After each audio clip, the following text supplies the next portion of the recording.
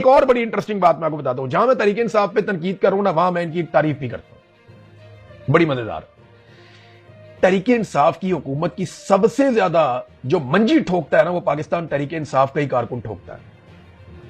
सबसे ज्यादा इनके आगे जो बंद बांधता है ना 2 नंबरियों में और फ्रॉड में, ये तो पता नहीं क्या कुछ कर देते हैं अगर पाकिस्तान तहरीक इंसाफ का कारकुन इमरान खान के विजन के ऊपर ना खड़ा होता तो। एक एक बंदा इनको पड़ जाता है सोशल मीडिया पे और हर जगह पे इनको सवालात होते हैं कि जनाब आप मुराद ले रहे हैं, इमरान खान जेल में पड़ा। यानी जिस वक्त इमरान खान साहब की आंख के मसाइल चल रहे हैं, उनको निकाल निकाल कर अस्पतालों में ले जाया जा रहा है, उस वक्त खैबर पख्तूनख्वा में इस किस्म के बिल लाए जा रहे हैं, इस किस्म की चीजें की जा रही हैं, मुराद के बंदोबस्त किए जा रहे हैं। तो समझे ना आप इस बात को कि प्रायोरिटीज क्या है। लेकिन पाकिस्तान तहरीक इंसाफ का जो वर्कर है उसको शाबाश, वो पीएमएलएन या पीपल्स पार्टी के वर्कर की तरह नहीं है। पीटीआई जो है वो गलत टिकट जारी करती है तो वर्कर पड़ जाते हैं फौरी तौर पे। पीटीआई जो है वो कोई गलत फैसला करती है तो वर्कर जो है वो पीटीआई के खिलाफ हो जाते हैं। उस्मान बुज़दार को पाकिस्तान तहरीक इंसाफ के लोगों ने 3.5 साल तक तस्लीम नहीं किया। इमरान खान गलत साबित हुए एंड ऑफ द डे और लोग सही साबित हुए। वो उस्मान बुज़दार जो है वो छोड़कर चला गया इमरान खान को, इमरान खान गलत साबित हुए, लेकिन पाकिस्तान तहरीक इंसाफ के बाशऊर लोग ठीक साबित हुए। उन्होंने आखिरी दिन तक उस्मान बुज़दार को कबूल नहीं किया।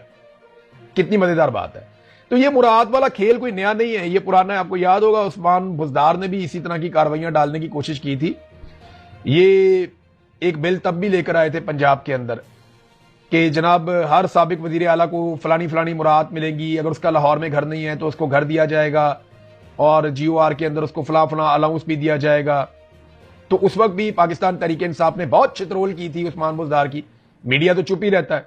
तो इमरान खान साहब ने फिर यह हरकत रुकवाई थी और इमरान खान साहब ने इसकी मुखालफत की थी। तो मैं आपको यह बताता हूं कि पाकिस्तान तहरीक इंसाफ एक्चुअली वो है जो इमरान खान की सोच है, और वो सोच आम आदमी तक चली गई है। अब आम आदमी अपनी ही पॉलिटिकल पार्टी पे चढ़ जाता है जब कभी वो गलत फैसला करते हैं। लेकिन दूसरी तरफ आप देखें पीएमएलएन जो मर्जी करे, वो 11 अरब का जहाज लिया, वो 1100 अरब का भी जहाज लेगी ना, तो एक पीएमएलएन का कारकुन नहीं बोलेगा। वो पीका का ऑर्डिनेंस लेके आए, कोई और कानून लेकर आए, वो जो मर्जी कर ले, जितनी मर्जी फाशिज्म कर ले, कोई नहीं बोलेगा। पीएमएलएन के कारकुन को अगर वो चोरों को, डाकुओं को, लुटेरों को, गालम गलोच करने वालों को टिकट भी दे देंगे ना, ओहदे दे देंगे, तो पीएमएलएन का कारकुन नहीं बोलेगा। है ना इंटरेस्टिंग बात। ये बड़ी मजेदार बात है। ना नून लीग का कारकुन बोलता है, ना पीपल्स पार्टी का कारकुन बोलता है, क्योंकि उनके लीडरों ने इतनी बेईमानी की है कि कारकुनों की जुबानें ही बंद हो गई हैं। वो उनसे कुछ अच्छा एक्सपेक्ट ही नहीं करते। लेकिन पीटीआई का कारकुन जो है उसको इसलिए शाबाश है कि वो अपनी पॉलिटिकल पार्टी के ऊपर अटैक कर देता है कि जनाब ये गलत काम कर रहे हो, हम नहीं होने देंगे, हम इसको सपोर्ट नहीं करेंगे। पीएमएलएन गलत काम करती है तो उनका जो सोशल मीडिया का जो वोटर सपोर्टर जो भी है वो आ जाता है उसको डिफेंड करने के लिए। ये जबरदस्त चीज है और इसी से पाकिस्तान की बेहतरी की उम्मीद की जा सकती है। बाकी पॉलिटिकल पार्टीज को भी ऐसा ही कल्चर अपनी पॉलिटिकल पार्टीज के अंदर जरूर मुतारिफ करना चाहिए और शामिल करवाना चाहिए। नाजरीन, एक और चीज की गई खैबर पख्तूनख्वा में जो मुझे एक सीनियर जर्नलिस्ट हैं उन्होंने बताई, मैं हैरान रह गया। फिर मैंने उसको थोड़ा गौर किया तो वाकई ये कार्रवाई डाल रहे हैं कि जनाब जब तक कोई बिल हम टेबल ना करें तब तक आप उसके ऊपर खबर ही नहीं दे सकते, और अगर आपने उसके ऊपर कोई नेगेटिव खबर दे दी तो उन्होंने वहां पे एक जुडिशियल कमेटी बना रहे और वो ये फैसला करेगी कि आपको कितने महीने तक जेल में डालना है। तो अगर आपको जेल में डाल दिया तो आप किसी और अदालत में जाके अपील भी नहीं कर सकते। ये क्या बात हुई। 28वीं आईनी तरमीम अभी तक टेबल नहीं हुई। मैं उसके बारे में अक्सर खबर देता रहता हूं, जो मुझे खबर मिलती है मैं आपको बताता हूं। तो ये तो फिर बड़ा आसान हो जाएगा कि कौमी असेंबली के अंदर 4 एमएनएस की कमेटी बना देंगे। वो कहेंगे जी इमरान रियाज को हमने 6 महीने की सजा सुना दी है और मैं किसी और अदालत में जाके अपील भी नहीं कर सकूंगा। ये सख्त ज्यादती है। ये जो चीजें की जा रही हैं इनको बंद करें, वरना कल को आपने अपोजिशन में भी जाना है। कभी आप हुकूमत में होते हैं, कभी आप अपोजिशन में होते हैं। तो इस किस्म की चीजें करके आप मीडिया का मुंह बंद करेंगे और मीडिया फिर आपका भी मुंह बंद करेगा जब वक्त आएगा। तो फिर आप देखिएगा। देखिए ना लाहौर पुलिस के साथ क्या हुआ। उन्होंने मीडिया को बहुत नाको चने चबुआ के रखा हुआ था, अहमियत ही नहीं दे रहे थे, बात ही नहीं सुनते थे। मीडिया खबरें देता था, वो उनको आगे से दफ्तरों से निकलवा देते थे, नौकरियां बंद करवा देते थे, बीटें चेंज करवा देते थे। जब मीडिया के हथे चढ़े तो मीडिया ने उनके ऊपर चढ़ाई कर दी। हालांकि वहां पे बड़ा मौका था, मीडिया के पास बहुत सारे आम सवालात किए जा सकते थे। मरियम नवाज की नाजरीन ब्रांडिंग की जा रही है। डार के बेटे की भी ब्रांडिंग हो रही है। प्लान ये है कि मरियम नवाज को वजीर आजम बनाया जाएगा और डार के बेटे को वजीर आला पंजाब बनाया जाएगा। हमजा शहबाज की जनाब छुट्टी की जाएगी। मरियम नवाज ने किया क्या है? सारे गेम उठा के रखते जी, सबसे अच्छी वजीर आला, सबसे ज्यादा काम। हाँ, वो सबसे अच्छे कपड़े पहनती है, बिल्कुल बात ठीक है। सबसे ज्यादा पैसा खर्च करती है, बिल्कुल बात ठीक है। सबसे ज्यादा प्रोटोकॉल लेती है, बात बिल्कुल ठीक है। सबसे महंगे तैयारे के अंदर सैर करती है पूरी दुनिया की, बात बिल्कुल ठीक है। बैरून मुल्क भी जाती है वजीर आजम का प्रोटोकॉल लेकर, बात बिल्कुल ठीक है। और उसने किसानों का बेड़ा गर्क कर दिया, बात बिल्कुल ठीक है। गरीब आदमी का सत्यानाश कर दिया, बात बिल्कुल ठीक है। तीसरा साल है, गंदम का बोरान खत्म नहीं हो रहा, बात बिल्कुल ठीक है। मजदूर को बेहाल कर दिया, स्कूल प्राइवेटाइज कर दिए, महकमा से तबाह कर दिया। कानून की सूरत हाल आपके सामने है कि कानून रखेल बन गया ताकतवर आदमी के घर की। जब रजा डार का नाम आया तो कानून जो है उसकी चीखें निकल गई। गरीब आदमी के नेफे में पिस्तौल चलाने वाला कानून जो है, उनके अपने नेफे में पिस्तौल चला दिया रजा डार ने। ये नाजरीन सारा कुछ हुआ क्योंकि मरियम नवाज को गवर्नेंस का नहीं पता। मरियम नवाज की लेकिन ब्रांडिंग की जा रही है कि उसको हमने वजीर आजम बनाना है और अली डार को हमने वजीर आला बनाना है, और लोग अब ये बात करना भी शुरू हो गए। अच्छा, ये जो रजा डार वाला मामला ना, इसमें एक और चीज सामने आई है। मैं जाते जाते आपको ये चीज आपके सामने में रख देता हूं। ये है जनाब, मामला जो है ना, वो पहले कहा जा रहा था $15 लाख है, $1.5 मिलियन, लेकिन अब ये मामला $4.5 करोड़ तक पहुंच गया। यानी जो गैर मुल्की खवातीन का अगवा और ज्यादती का जो केस है ना, मजीद 4 अफराद को पुलिस ने हिरासत में लिया है। और जराए ये बता रहे हैं कि खवातीन को क्रिप्टो करेंसी में मजीद कारोबार करने का झांसा देकर पाकिस्तान बुलाया गया। क्रिप्टो करेंसी में $1.5 करोड़ की मजीद सरमायाकारी के लिए एक सिकंदर नामी मुलजिम को सामने लाया गया। ये जो सिकंदर है ना, ये रिश्तेदार है उसका, अली डार का, ये भी रिश्तेदार है। मैंने आपको कहा था ना कि एक रिश्तेदार और भी है, थोड़े दिन पहले मैंने आपको बताया था। तो इसी तरह ये जो रजा डार है, ये सिकंदर डार है, ये आपस में रिश्तेदार है। जराये के मुताबिक खवातीन को पाकिस्तान बुलाने का मकसद $4.5 करोड़ रिकवर करना था। थोड़ा सा पहले आपने खबर सुनी थी ना कि एक पाकिस्तान में बड़े आदमी के बच्चों के क्रिप्टो के अंदर बहुत सारे पैसे डूब गए। सवाल मेरा यह है कि इन बेशर्मों के पास छोटी छोटी उम्रों में ये करोड़ों अरबों रुपए कहां से आ जाते हैं? यार ये मजाक है, $4.5 करोड़, ये मजाक है। वो सारी जिंदगी कोई आदमी इतने पैसे नहीं कमा सकता। अच्छे खासे कारोबारी लोग सारी जिंदगी इतना पैसा नहीं कमा सकते। ये छोटे छोटे बच्चे करोड़ों डॉलर के अंदर डीलें कर रहे होते हैं बैठ के, और फिर पैसे पूरे करने के लिए ये बाहर से औरतों को झांसा देकर लेकर आते हैं। फिर वहां पे जो इन्होंने गंद मारा वो आपके सामने, पूरी दुनिया में पाकिस्तान की बदनामी हो रही है और पुलिस अब भी उन्हें बचाने की कोशिश कर रही है। और इमरान खान साहब को कैद में गए हुए 2 साल मुकम्मल हो गए हैं। इन 2 सालों में इमरान खान साहब ने इंतहा की बहादुरी और दिलेरी दिखाई है। यानी इससे पहले मैंने कभी भी किसी सियासी लीडर को अपनी जिंदगी में ऐसा नहीं देखा कि वो इस तरह डट कर खड़ा हो। हमने कभी नहीं देखा कि कोई आदमी इस पूरे निज़ाम के सामने खड़ा हो जाए और मिलिट्री एस्टेब्लिशमेंट को इतने जोरदार तरीके से ना बोले कि उनके कानों से खून निकाल दे। ऐसा हमने कभी नहीं देखा। वाहिद आदमी है जो अस्पताल गया और उसके ऊपर बदतरीन सख्ती की गई। नवाज शरीफ को बड़े अच्छे हालात में रखा गया, जरदारी को बहुत अच्छे शाहाना किस्म के हालात में रखा गया। बाकी जो लीडर्स जेलों में जाते रहे वो खुद ये अब तस्लीम करते हैं। यानी जावेद हाशमी की जेल, मौजूदा जितने जिंदा लीडर्स हैं उनमें सबसे सख्त जेल जो थी वो जावेद हाशमी की थी। जावेद हाशमी साहब खुद कहते हैं जी मेरी जेल कुछ भी नहीं थी, इमरान खान की जेल मेरे से भी ज्यादा सख्त है। तो इमरान खान साहब से ज्यादा बुरे हालात में किसी को जेल में नहीं रखा गया। 2 साल से इस आदमी की एक तस्वीर बाहर नहीं आने दी गई, एक ऑडियो बाहर नहीं आने दी गई। तो इस आदमी को दीवार के साथ लगाने की पूरी कोशिश की गई, लेकिन क्या शेर का बच्चा, एक दिन भी अस्पताल नहीं गया। एक दिन भी इसने ये नहीं कहा कि मैं बीमार हो गया हूं, मुझे अस्पताल में दाखिल करो। और यही चीज फैसला साजों को परेशान कर रही है। वो इसे कमजोर दिखाना चाहते हैं, इसे हारा हुआ दिखाना चाहते हैं। इमरान खान तो डील नहीं करता, लेकिन वो अपने चमचों करछों के जरिए से रोजाना की बुनियाद के ऊपर ये प्रोपेगेंडा करवाते हैं कि फलां डील इमरान खान मांग रहा है, फलां डील इमरान खान मांग रहा है। और भाई आप तो रोजाना उसको ऑफर्स करते हैं। अब तो आपके अपने लोग अंदर से टाउट ये कहना शुरू हो गए हैं कि फलां फलां वक्त के अंदर इमरान खान को डील ऑफर की गई और उसने चप्पल उतार ली। इमरान खान ने कहा जी मैं तो डील नहीं करता, जो दिल करता है करो, उल्टा लटक जाना लटक जाओ, मैं डील नहीं करता। पाकिस्तान की खातिर जिसने मेरे साथ बात करनी है तो अपने मुल्क की खातिर मैं अपना दिल बड़ा करूंगा, लेकिन मुझे अपने लिए कोई डील नहीं चाहिए। ये इमरान खान साहब का अटल फैसला है और वो बार बार ये बात साबित कर रहे हैं।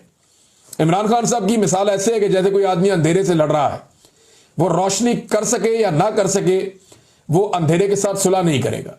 ये इमरान खान साहब की अगर आप सादा मिसाल लें तो पाकिस्तान की तारीख में इस आदमी ने रिकॉर्ड बना दिया कि लंबे अरसे तक बगैर बीमारी और बीमारी के बहाने के ये जेल के अंदर मौजूद है। ऐसा इससे पहले कोई नहीं कर सका और इस वजह से सारा पाकिस्तान इसके साथ खड़ा है।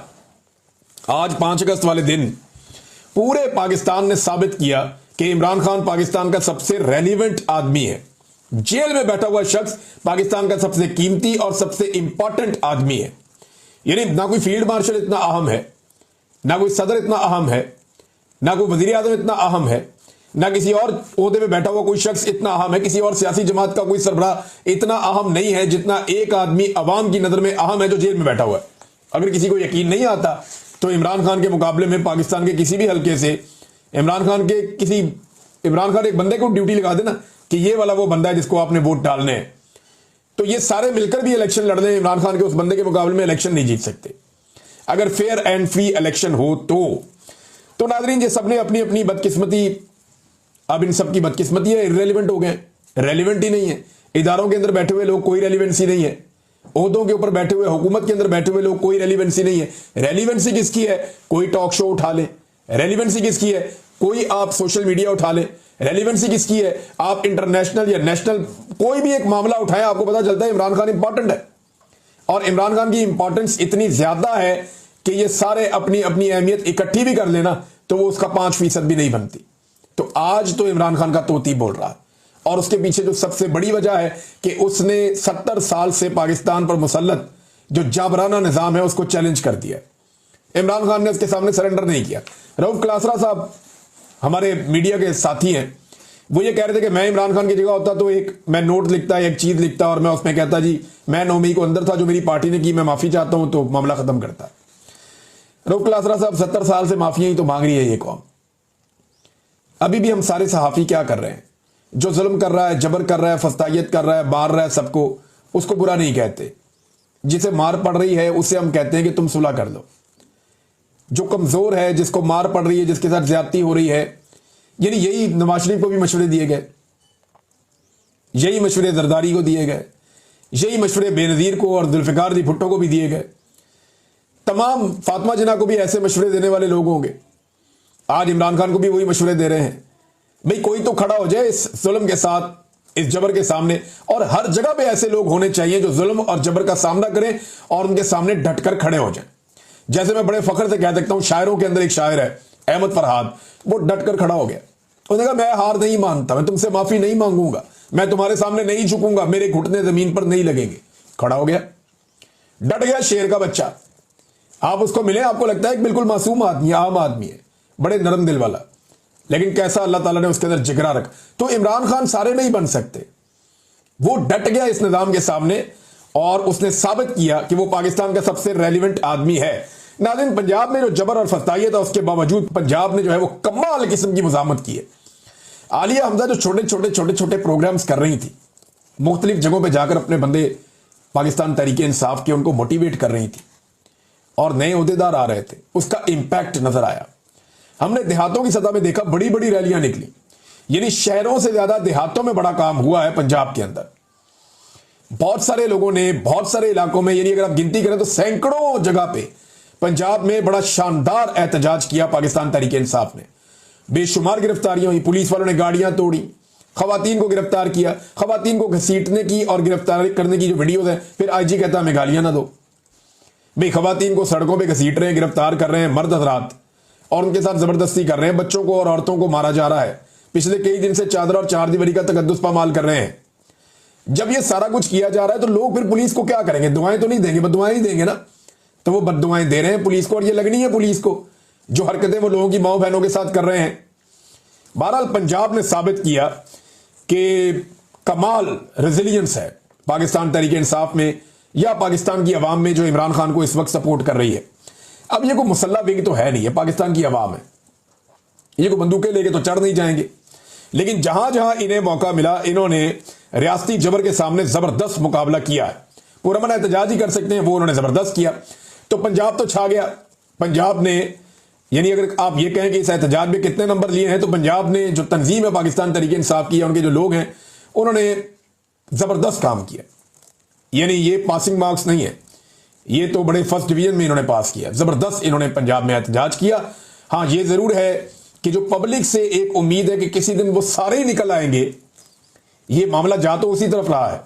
जो मोमेंटम दिखाई दे रहा है, ऐसा लगता है लोगों ने खौफ के बुत तोड़ दिए। बहुत सारी जगहों में लोग ऐसे निकले हैं कि पुलिस वाले आगे आगे चल रहे थे कि भाई इनको हम रोके कैसे, ताकत में बहुत ज्यादा है, कम होते तो हम रोक लेते। तो लोगों ने खौफ के बुत तोड़े हैं, और जिस दिन ये बुत मुकम्मल तौर पे पाश हो गया, फिर कोई चीज किसी के हाथ में नहीं रहेगी। फिर टिकटॉकर हुकूमत जो है, ये एक ज़हनी मरीज हुकूमत लगती है मुझे। पागलों का टोला लाके बिठा दिया है। एक ऐसा पागलपन है जो अपने अलावा किसी को देख ही नहीं सकते। यानी इनसे तो कायदे आज़म की और अल्लामा इकबाल की और फातिमा जिन्ना की फोटो बर्दाश्त नहीं होती। हर जगह पे सरकारी खर्चे से अपनी फोटो लगाई जा रहे हैं, अपना अपने माँ बाप का, अपने बाप का, अपने चचा का, सबका मुंह चिपका रही हर जगह के ऊपर। ये टिकटॉकर ज़हनी मरीजा है, और इन्होंने तबाही फेर दी है पकड़ के पूरे पंजाब की, और लाकर इनको बिठाने वाले इनसे बड़े ज़हनी मरीज हैं, जिन्होंने लाके ये मुसीबतें पाकिस्तान पे मुसल्लत कर दी हैं, जिनको अपनी जात के बाहर नरगसियत इतनी है, उसके बाद नजर ही कुछ नहीं आता है।